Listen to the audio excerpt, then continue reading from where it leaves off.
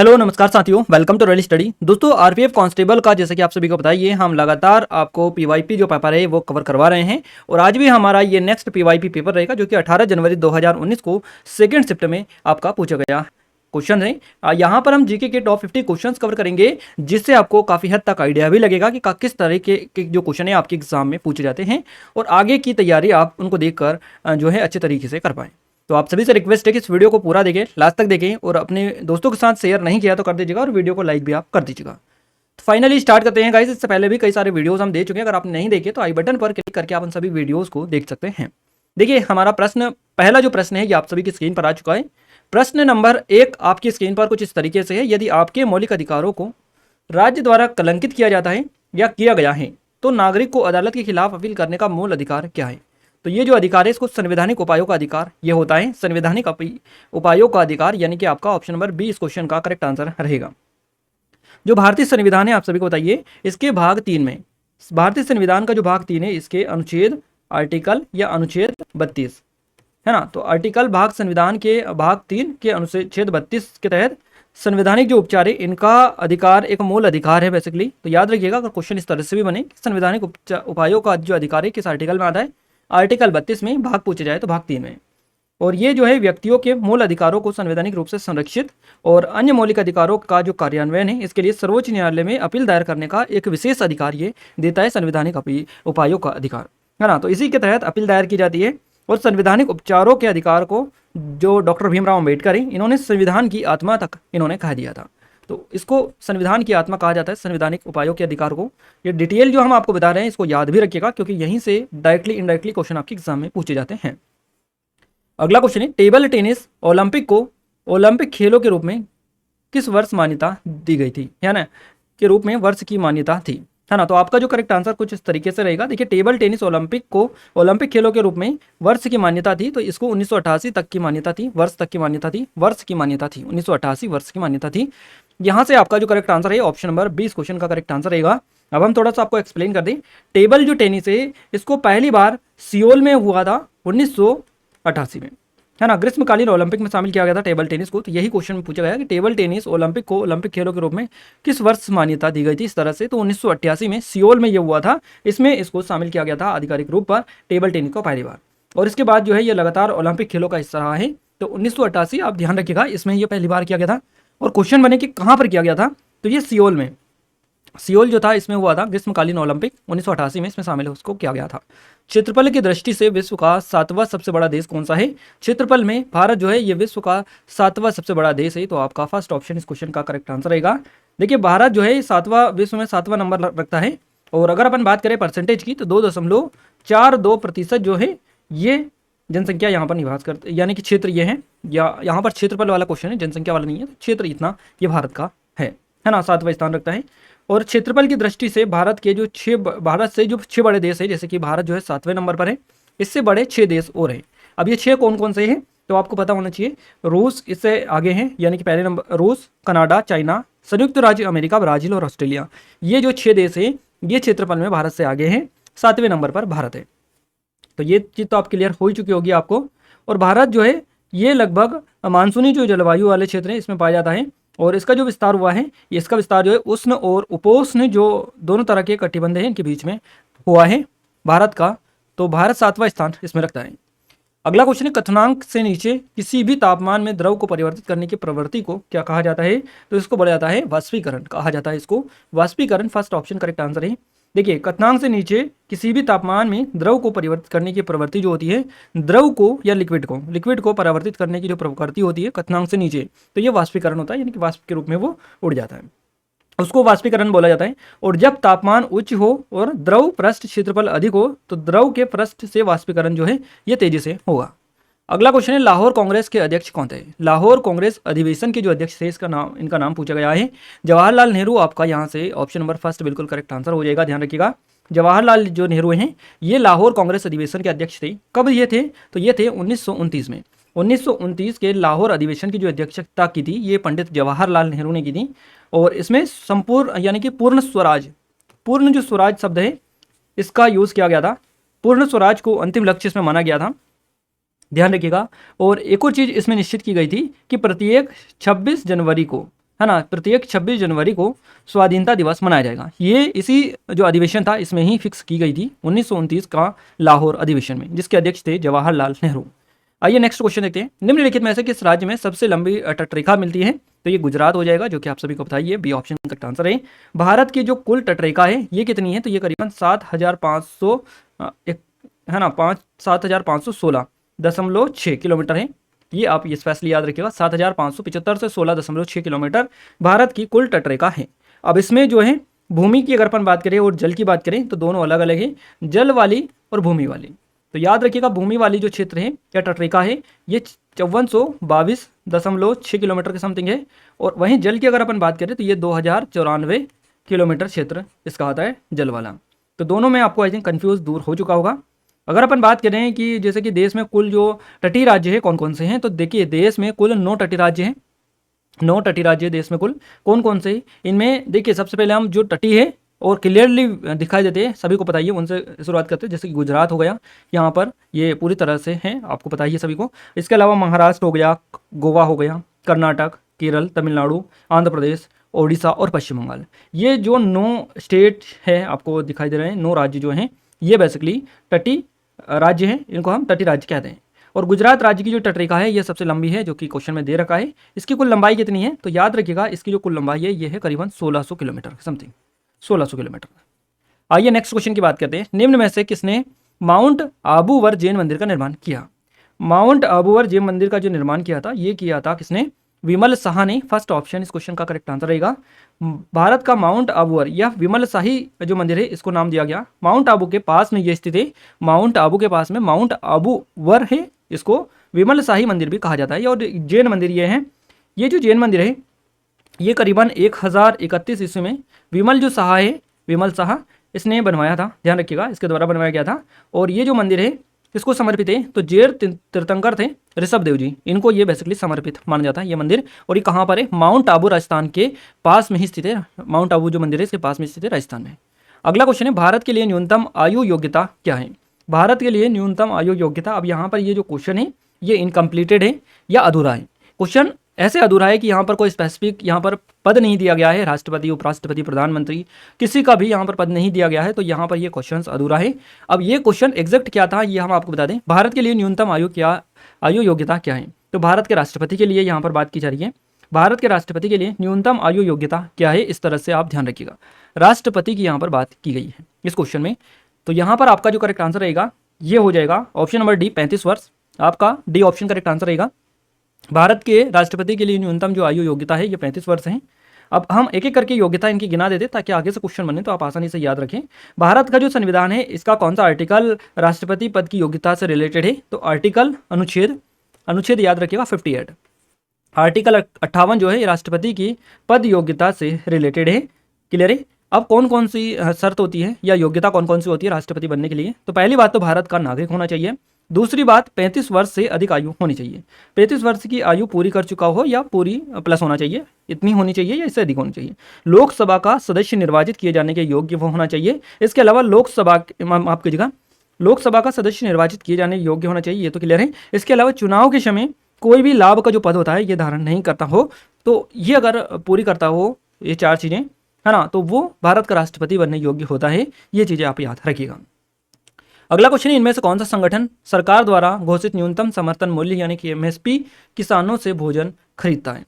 Clear है? कौन सा संगठन, यहाँ पर बात की जाए संगठन की, इनमें से कौन सा संगठन सरकार द्वारा घोषित न्यूनतम समर्थन मूल्य यानी एमएसपी किसानों से भोजन खरीदता है? आपका करेक्ट आंसर भारतीय खाद्य निगम ही रहेगा, क्योंकि यहाँ पर फर्स्ट ऑप्शन करेक्ट आंसर हो जाएगा आपका भारतीय खाद्य निगम ये है।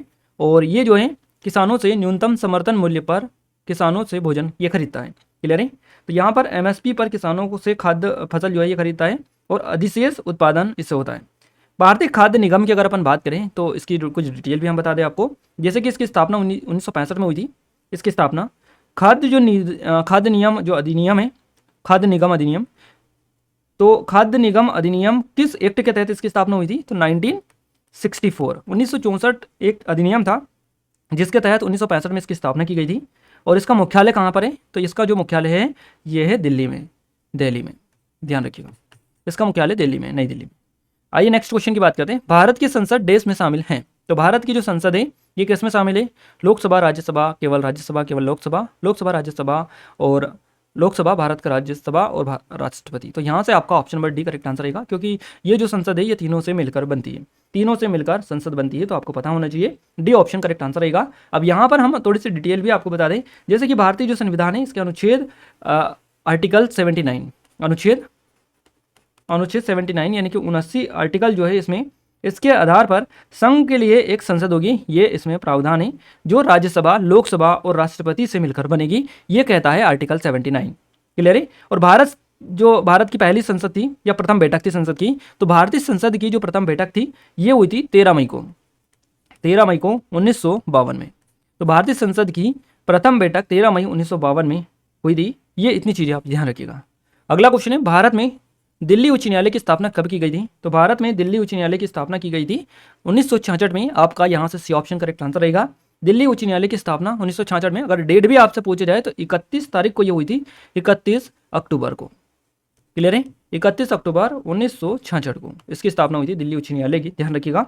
4 न्यायाधीशों के साथ में इसकी स्थापना बेसिकली की गई थी, और इनके जो नाम है वो आप देख लीजिएगा, आपको हो सकता है एग्जाम में पूछ लिया जाए। क्लियर है?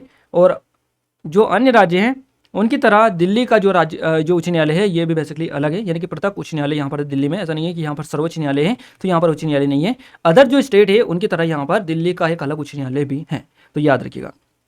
अगला क्वेश्चन है, 2023 की वित्तीय जिम्मेदारी और बजट प्रबंधन कानून देश के बारे में है। किसके बारे में है ये? तो ये है वित्तीय सुधार और वे नीतियों के बारे में। आपका डी ऑप्शन इस क्वेश्चन का करेक्ट आंसर हो जाएगा। अगला क्वेश्चन है, 2011 की जनगणना के अनुसार हमारे देश में लिंग अनुपात कितना है? ये आपसे क्वेश्चन बनाए हैं। तो 2011 की जनगणना के अनुसार 943 महिलाएं हैं 1000 पुरुषों पर, तो आपका बी ऑप्शन इस क्वेश्चन का करेक्ट आंसर रहेगा। 2011 की जनगणना के अनुसार आपसे पूछा गया, लास्ट जो जनगणना हुई थी 2011 में हुई थी, उसके बाद में 2021 में होनी थी जो कि नहीं हुई कोविड के कारण, अभी डिले है ये और अभी आगे बढ़ती चली जा रही है, तो और इसके बारे में कोई जिक्र भी नहीं है।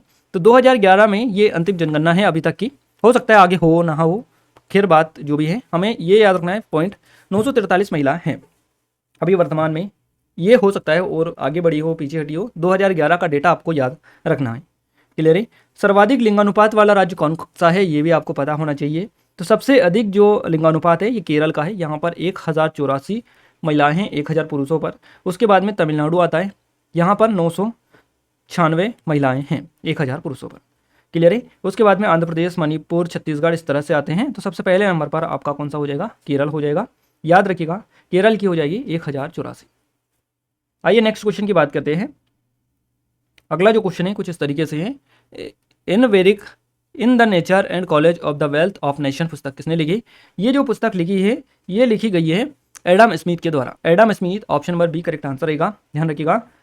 और एक और चीज़ यहाँ से याद रखना है, ये जो है पूंजीवादी अर्थव्यवस्था का उद्गम स्रोत ये पुस्तक मानी जाती है। इसको कब लिखा था? 1776 ईस्वी में इन्होंने प्रकाशित किया था, एडम स्मिथ ने, इनकी ये पुस्तकें हैं। अगला क्वेश्चन है, जिस दर पर आरबीआई वाणिज्यिक बैंकों को ऋण प्रदान करता है उसे बदलकर यह धन को प्रभावित कर सकता है, और इस दर को क्या कहा जाता है? देखिए गाइस, ये क्वेश्चन थोड़ा सा घुमा दिया गया है। क्वेश्चन ये कई बार आपसे पूछा जा चुका है, कई मल्टीपल एग्जाम में क्वेश्चन पूछा जा चुका है, कोई गिनती ही नहीं है इसकी। क्लियर है? आपका बैंक रेट या बैंक दर करेक्ट आंसर यहाँ से हो जाएगा, सी ऑप्शन इस क्वेश्चन का करेक्ट आंसर है। ध्यान रखिएगा, जिस दर पर आरबीआई वाणिज्यिक बैंकों को ऋण प्रदान करता है उसे बदलकर यह धन को प्रभावित कर सकता है। इस दर को क्या कहते हैं? इसको कहते हैं बैंक रेट या बैंक दर। ध्यान रखिएगा, जिस ब्याज पर सामान्य ब्याज पर रिजर्व बैंक वाणिज्यिक बैंकों को पैसा उधार देता है, अगर इसी भाषा में दें तो बैंक दर वो कहलाती है। और इसके माध्यम से जो आरबीआई है ये इसके द्वारा साख नियंत्रण, बेसिकली अगर हम हिंदी में कहें शुद्ध तो साख नियंत्रण इसके द्वारा ये किया जाता है, कंट्रोल किया जाता है। अगला क्वेश्चन है, देवी का टीका किसने विकसित किया था? देवी का जो टीका विकसित किया था, अब यहाँ पर जो क्वेश्चन है ये थोड़ा सा गलत है। देवी का टीका ये नहीं है, ये एग्जैक्ट है चेचक का टीका। अब जो ऑप्शंस आपको दे रखे हैं और जिस हिसाब से राइट आंसर है, चेचक का टीका की यहाँ पर बात की जा रही है। चेचक का टीका किसने विकसित किया था? तो चेचक का जो टीका विकसित किया था ये किया था एडवर्ड जेनर ने। Edward Jenner, D option correct answer रहेगा। चेचक का टीका एडवर्ड जेनर ने।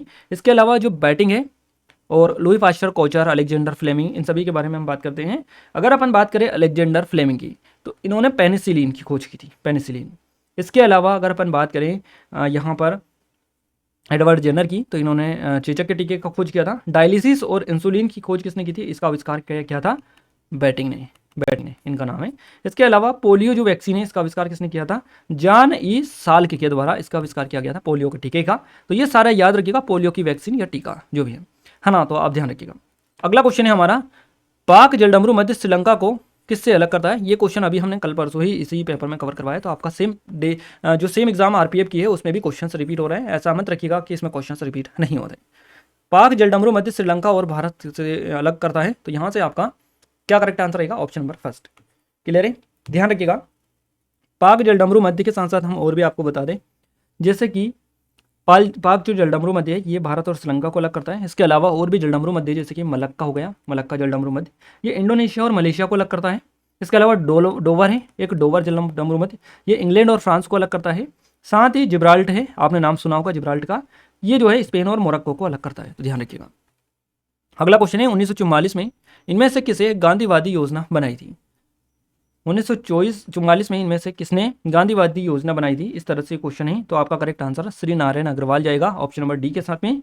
1944 में गांधीवादी जो योजना है इसके प्रतिपादक थे श्री नारायण अग्रवाल, और इस योजना का जो उद्देश्य था ये लोगों के भौतिक स्तर के साथ साथ सांस्कृतिक स्तर को ऊपर उठाना था, ताकि जीवन को एक बुनियादी स्तर पर प्रदान किया जा सके, और कृषि के वैज्ञानिक विकास और कुटीर और ग्राम उद्योग जो था इस पर अधिक और ध्यान दिया जा सके, या अधिक जोर इस पर दिया जाए, इसका यह मुख्य उद्देश्य था। नेक्स्ट क्वेश्चन है, 2011 की जनगणना के अकॉर्डिंग भारत की साक्षरता दर आपसे पूछी, अभी लिंगानुपात पूछा था, अब साक्षरता बेसिकली पूछ ली गई है। तो यहाँ पर पॉइंट में आपको नहीं दे रखा है, अगर पॉइंट में दे रखता तो हो सकता है थोड़ा सा और डिफिकल्ट आपके लिए हो जाता। जिन लोगों को पता है वो तो आसानी से बता देंगे, 74% आपका फर्स्ट ऑप्शन करेक्ट आंसर रहेगा। और एक्चुअल में देखे था अपन ये डेटा है 74.4%, 74.04%। ध्यान रखिएगा, ये जो है भारत की 2011 के अनुसार साक्षरता दर है। इसमें पुरुषों की अगर अपन बात करें मेल की और फीमेल की, तो मेल का जो परसेंटेज है ये है 82.14% और फीमेल का कितना है? तो इसमें जो फीमेल है इसका साक्षरता दर है 65.46%। मेल फीमेल की हमने बता दिया, टोटल आपको बता दिया हमने। आप याद रखिएगा, सर्वाधिक साक्षरता दर जो है, सर्वाधिक साक्षरता दर, इसमें सबसे पहले नंबर पर जो स्टेट आता है इसका नाम केरल है। साक्षरता के मामले में आप सभी को बताइए केरल सबसे फर्स्ट पर है। इसकी साक्षरता कितनी है? 94% है, 94%, 94% साक्षरता दर है यहाँ की। उसके बाद में मिजोरम आता है जहाँ की 91% है। गोवा आता है, गोवा के बाद में त्रिपुरा, हिमाचल प्रदेश, ये सर्वाधिक साक्षरता वाले राज्य हैं, हमने आपको बताए। अगला क्वेश्चन है, निम्नलिखित में से कौन सा खेल प्रकार लिबेरो शब्द से जुड़ा है? तो लिबेरो जो शब्द से जुड़ा हुआ खेल है इसका नाम है वॉलीबॉल, ऑप्शन नंबर 20 क्वेश्चन का करेक्ट आंसर रहेगा, ध्यान रखिएगा। आइए नेक्स्ट क्वेश्चन की बात करते हैं। अगला क्वेश्चन है, प्रोजेक्ट टाइगर किस वर्ष शुरू किया गया था? प्रोजेक्ट टाइगर को शुरू किया गया था 1973 में, जो कि आप सभी को बताइए 1973, ऑप्शन नंबर बी बिल्कुल करेक्ट आंसर हो जाएगा। राजस्थान का जो जोधपुर निवासी है ये कैलाश सांकला, बेसिकली इनको ही भारत में प्रोजेक्ट टाइगर के जन्मदाता माना जाता है। तो याद रखिएगा, प्रोजेक्ट टाइगर, भारत में प्रोजेक्ट टाइगर के जन्मदाता कौन है? तो इनका नाम है कैलाश सांकला। और वर्ल्ड में कौन है? तो इनका नाम भी आप याद रखिएगा। अब यहाँ पर अलग अलग चीज़ें हैं, यहाँ पर गेनीवेन फूड, क्लियर है। प्रोजेक्ट टाइगर की अगर थोड़ी सी और बात करें तो इंदिरा गांधी जो थी, प्रथम बार इंदिरा गांधी के नेतृत्व में प्रोजेक्ट टाइगर जो था ये बेसिकली शुरू किया गया था पहली बार। और सांकला जो है, कैलाश सांकला, इनको टाइगर मैन ऑफ इंडिया भी कहा जाता है, ऐसा भी आप क्वेश्चन में देख सकते हैं। देश का जो पहला रिजर्व बाघ रिजर्व, इसका नाम जिम कॉर्बेट, जो कि आप सभी को पता ही है। और इसको टाइगर रिजर्व कब घोषित किया गया था? जो देश का पहला टाइगर रिजर्व बना था, है ना, बाघ रिजर्व, तो इसको किया गया था 1 अप्रैल को, 1 अप्रैल को, ध्यान रखिएगा। तारीख थी 1973, क्योंकि ये 1973 इसीलिए आपसे क्वेश्चन बना है, 1973 में शुरू किया गया था। बंगाल का विभाजन कब हुआ था? काफ़ी इजी क्वेश्चन है, 1905 में हुआ था बंगाल का विभाजन, आप सभी को बताइए 1905 में। डेट भी पूछी जाए तो 20 जुलाई को 1905 को बंगाल का विभाजन हुआ था, माफ कीजिएगा 1905, क्लियर है। और लॉर्ड कर्जन जो था इसने बंगाल विभाजन की घोषणा की थी, और इसी के परिणाम स्वरूप 7 अगस्त 1905 को कलकत्ता का जो टाउन हॉल था इसमें स्वदेशी आंदोलन का जन्म हुआ था। और इसी बैठक के जो है बहिष्कार का जो प्रस्ताव था ये बेसिकली पारित हुआ था इसी बैठक में, तो याद रखिएगा।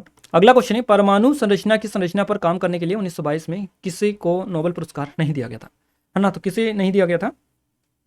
नील्स बोह को, नील्स बोह, ऑप्शन नंबर सी इस क्वेश्चन का करेक्ट आंसर रहेगा। और 1922 में किस किस को दिया गया था? अर्नेस्ट रदरफोर्ड, जेम्स चेडविक और जे थॉमसन, इन तीनों को दिया गया था। इनमें से सी वाला जो ऑप्शन है इसको नहीं दिया गया था। अगला क्वेश्चन है, भारत द्वारा प्रेषित पहला सक्रिय उपग्रह कौन सा था? आर्यभट्ट इसका नाम है। सी ऑप्शन इस क्वेश्चन का करेक्ट आंसर है। अभी हाल ही में अग्निवीर में क्वेश्चन बना है, तो याद रखिएगा। स्वदेशी तकनीक से निर्मित है और प्रथम भारतीय उपग्रह आर्यभट्ट इसका नाम रखा गया। कब इसको जो है सफलतापूर्वक प्रक्षेपित किया गया था? तो ये किया गया था 1975 में, 1975 को याद रखिएगा इसको प्रक्षेपित किया गया था। अगला क्वेश्चन है, निम्नलिखित में से कौन मस्कुलोस्केलेटल RER सतह से जुड़ा है? तो ये राइबोसोम आपका ऑप्शन नंबर डी इस क्वेश्चन का करेक्ट आंसर रहेगा। रेयर सतह से जुड़ा है तो राइबोसोम। आइए नेक्स्ट क्वेश्चन की बात करते हैं। अगला क्वेश्चन है, इनमें से कौन सा सविनय अवज्ञा आंदोलन तमिलनाडु में आयोजित किया गया था? इनमें से कौन सा सविनय अवज्ञा आंदोलन तमिलनाडु में आयोजित किया गया था? इस क्वेश्चन में देखिए जो क्वेश्चन में एरर है वो हम आपको करेक्ट करवाते चल रहे हैं। इनमें से किसके द्वारा, है ना, ऐसा करिएगा आप, इनमें से किसके द्वारा सविनय अवज्ञा आंदोलन तमिलनाडु में आयोजित किया गया था? तो किसने किया था? सी राजगोपालाचारी ने। आपका फर्स्ट ऑप्शन करेक्ट आंसर है। क्लियर है। दक्षिण भारत में सविनय अवज्ञा आंदोलन जो था ये चक्रवर्ती राजगोपालाचारी के नेतृत्व में यह आयोजित किया गया था। कब किया गया था? 1930 को, 1930 को, है ना। तंजौर जो था यहाँ पर, तंजौर तिरुचिरापल्ली का तंजौर जो था इसके तट पर ये बेसिकली आयोजित हुआ था। आइए नेक्स्ट क्वेश्चन देखते हैं। अगला क्वेश्चन है आपकी स्क्रीन पर और काफ़ी इजी क्वेश्चन है। किस देश को उगते सूरज की भूमि के रूप में जाना जाता है? तो जापान हो जाएगा। सी ऑप्शन करेक्ट आंसर रहेगा जापान। इसको उगते सूरज की भूमि के नाम से जाना जाता है। क्लियर है। इसके अलावा जो ऑस्ट्रेलिया है इसको किस नाम से जाना जाता है? तो land of the golden please इसको बोला जाता है land of the golden please, है ना। इसके अलावा न्यूजीलैंड की बात करें तो दक्षिण का ब्रिटेन इसको कहा जाता है। दक्षिण कोरिया और भूटान, एक और याद रखिएगा भूटान के बारे में, भूटान जो है इसको कहा जाता है लैंड ऑफ थंडरबोल्ट। तो इनके बारे में आप ध्यान रखिएगा। नेक्स्ट क्वेश्चन है, भारत की सीमा किन किन देशों से लगी हुई है? Turkmenistan, Tajikistan, Afghanistan, Azerbaijan. आपका यहाँ से करेक्ट आंसर हो जाएगा अफगानिस्तान से लगती है, बाकी इन तीनों में से किसी से नहीं लगती है। भारत की सीमा किन किन देशों से लगती है? तो अफगानिस्तान से लगती है, बाकी तुर्कमेनिस्तान, ताजिकिस्तान, अजरबैजान से नहीं लगती है। सी ऑप्शन इस क्वेश्चन का करेक्ट आंसर रहेगा। क्लियर है। और इसकी जो सीमा है करीबन 106 किलोमीटर लगती है। और स्वतंत्रता से पूर्व भारत अफगानिस्तान सीमा का जो निर्धारण है ये किया था 1896 में सर मार्टिमर डूरंट के द्वारा, इसलिए इसको डूरंट रेखा कहा जाता है। आपातकालीन घोषणा शब्द किस आपातकाल की व्याख्या करता है? तो आपातकालीन जो घोषणा शब्द है ये करता है बेसिकली राष्ट्रीय आपातकाल की घोषणा। बी ऑप्शन करेक्ट आंसर आपका रहेगा। और आर्टिकल किस आर्टिकल में आता है ये? तो अनुच्छेद इसका आता है 352।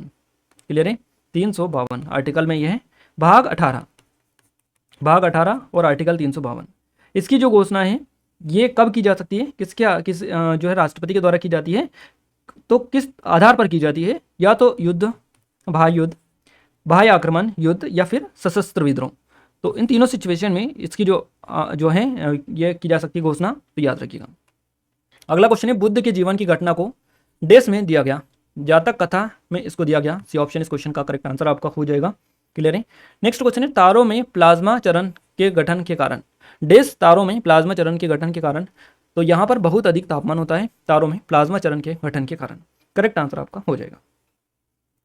अगला क्वेश्चन है, किस अनुच्छेद के तहत सूचना का, अब यहाँ से क्वेश्चन कट चुका है तो एग्जैक्ट क्वेश्चन हम आपको बता दें कि किस तरह का क्वेश्चन आपकी एग्जाम में आया था।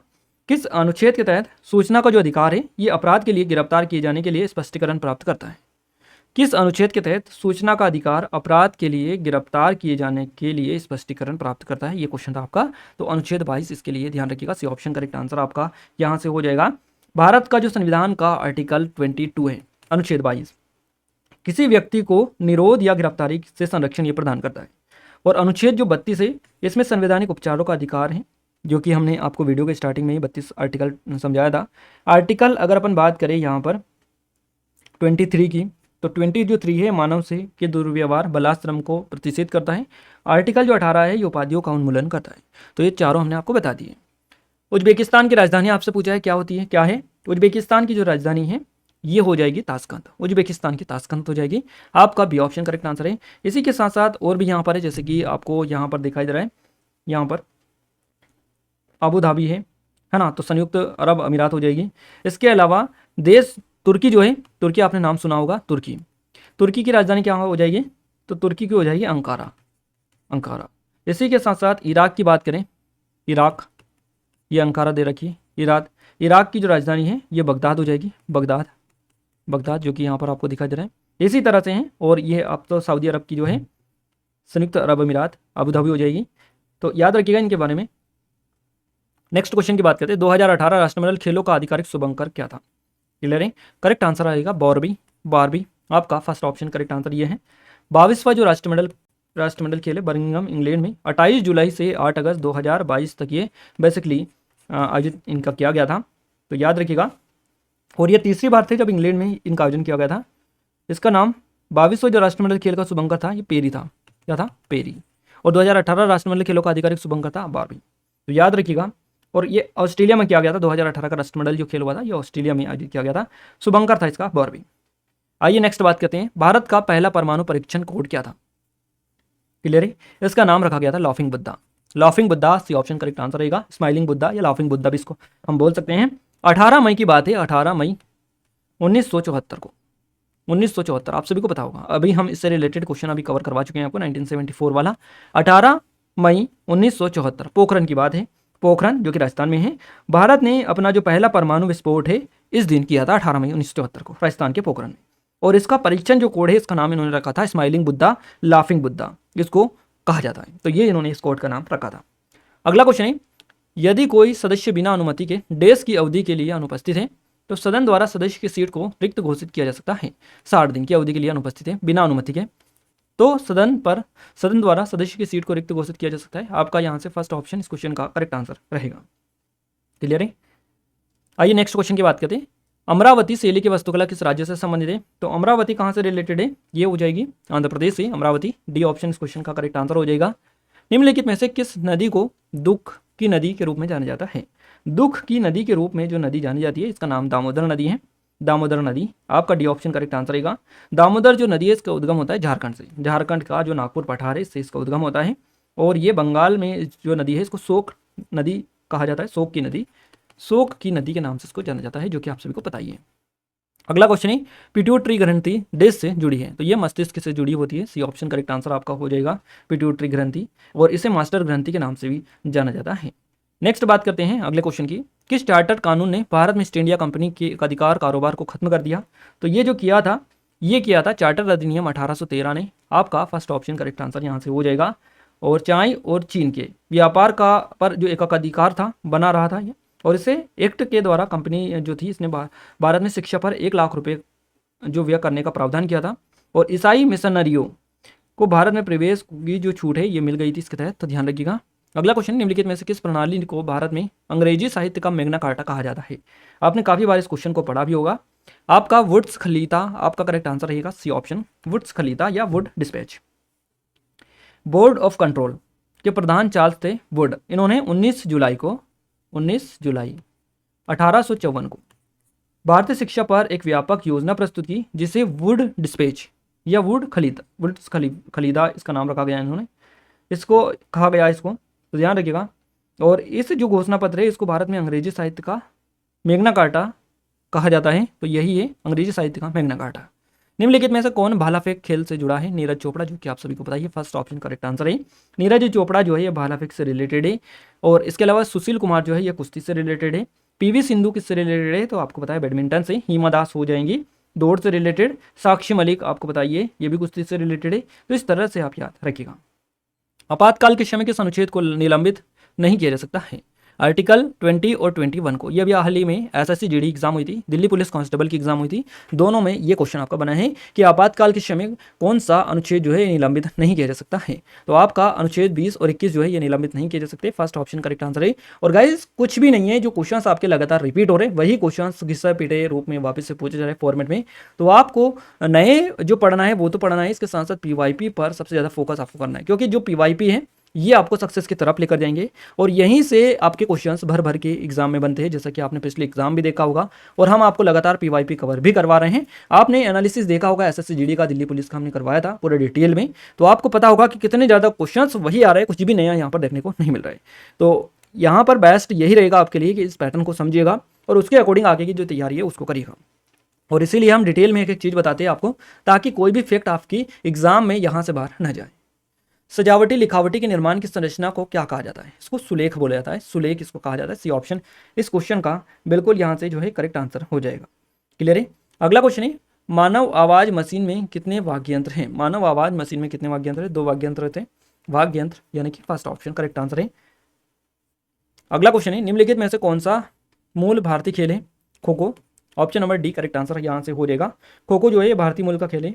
इसकी जो उत्पत्ति हुई है ये भारत के किस राज्य से हुई है? ये भी क्वेश्चन बन सकता है, कोई बड़ी बात नहीं है। महाराष्ट्र। खो खो की जो उत्पत्ति हुई है महाराष्ट्र से हुई है। महाराष्ट्र के स्पेसिफिक जगह भी पूछी जाए तो पुणे से इसकी उत्पत्ति हुई है। और इस खेल की जो स्थापना की थी ये किसने की थी? लोकमान्य बाल गंगाधर माफ कीजिएगा, लोकमान्य तिलक ने की थी। बाल गंगाधर तिलक, लोकमान्य बाल गंगाधर तिलक, इन्होंने इसकी स्थापना की थी। और इसकी प्रत्येक टीम में कितने खिलाड़ी होते हैं? 9 खिलाड़ी होते हैं।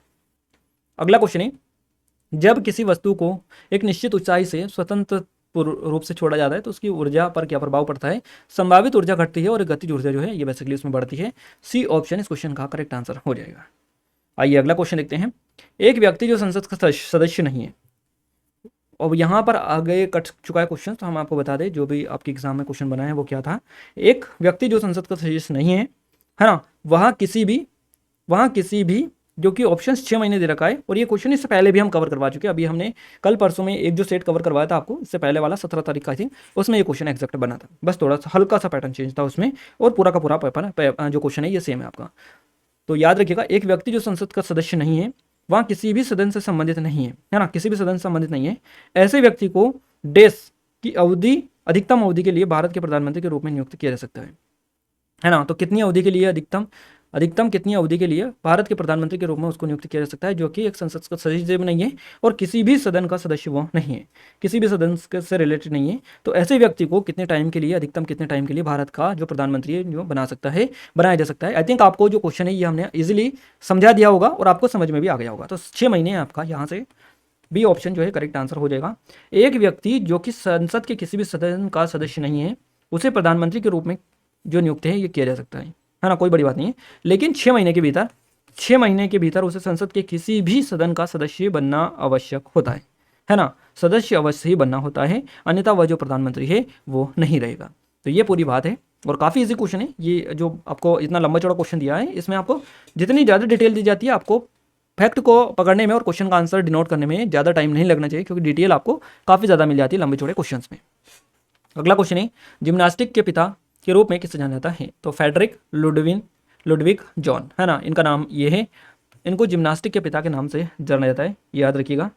अब यहाँ पर 49 क्वेश्चन हमने कवर कर लिए। लास्ट क्वेश्चन हमारा है आज का, सभी प्रतिनिधियों को भारत सरकार द्वारा संयुक्त रूप से चुना, प्रशासित, निर्देशित किया गया है संसद के। संसद आपका डी ऑप्शन इस क्वेश्चन का करेक्ट आंसर रहेगा। आपको यहाँ पर हमने टॉप 50 क्वेश्चंस कवर करवा दिए हैं। अब गाइज आपने अगर हमारा फर्स्ट, सेकेंड, थर्ड और ये आज फोर्थ, ये चारों वीडियो अगर देखे हैं तो आपको हम 100% गारंटी के साथ कह सकते हैं कि यहाँ से जरूर से कुछ सीखने को मिला होगा और काफ़ी हद तक आपको पैटर्न से रूबरू हो चुके होंगे, पैटर्न को समझ चुके होंगे कि किस तरीके का आपकी एग्जाम में क्वेश्चन बनता है। कुल मिलाकर जो 50 क्वेश्चन हमने कवर किए हैं, इनमें से गाइज जो मैक्सिमम क्वेश्चन हैं, गिने चुने एक आध क्वेश्चन को छोड़कर, एक आधी क्वेश्चन आप इनमें से रखिएगा, एक आध क्वेश्चन, एक या दो क्वेश्चन जो आपकी एग्जाम में रिपीट नहीं होते। बाकी जो 48 क्वेश्चन है, 47, 8, 9, है ना, 48, 49, ये जो क्वेश्चन है आपकी एग्जाम में गारंटी के साथ कह सकते हैं 100% श्योरिटी के साथ कि ये क्वेश्चन रिपीट होते हैं। किसी ना किसी एग्जाम में अभी तक ये पूछे जा चुके हैं और आगे भी आपके एग्जाम में पूछे जाएंगे। तो आप इस भ्रम में बिल्कुल भी ना रहिए कि ये क्वेश्चन आपके एग्जाम में ना आएंगे। 100% हमने प्रूफ के साथ आपको बताते हैं कि हर एक क्वेश्चन आपके एग्जाम में पूछा जाता है और आगे भी पूछा जाएगा। तो आप जरूर से इस सीरीज को कंटिन्यू कर लीजिएगा। हम सारे जो जितने भी PYP है आपके इस एग्जाम के, RPF कांस्टेबल, फिर SI को हम पकड़ेंगे, तो RPF कांस्टेबल के जितने भी PYP है सारों को हम कवर करवाएंगे। आपको लगातार आपके लिए वीडियोस ला रहे हैं, डिटेल में वीडियो ला रहे हैं, ताकि आपको ज़्यादा हेल्प मिल पाए। तो आप सभी ज़्यादा सपोर्ट करिएगा, ज़्यादा इस चैनल को अपने दोस्तों के साथ शेयर करिएगा, इस वीडियो को शेयर करिएगा, और वीडियो को लाइक नहीं किया कर दीजिएगा, चैनल को सब्सक्राइब भी आप करिएगा, ताकि हमें सपोर्ट मिले, मोटिवेशन मिले, आपके लिए और अच्छे से अच्छे वीडियो हम लाने की कोशिश करते रहें। तो मिलते हैं हमारे नेक्स्ट स्टडी वीडियो में, तब तक लिए जय हिंद, वंदे मातरम।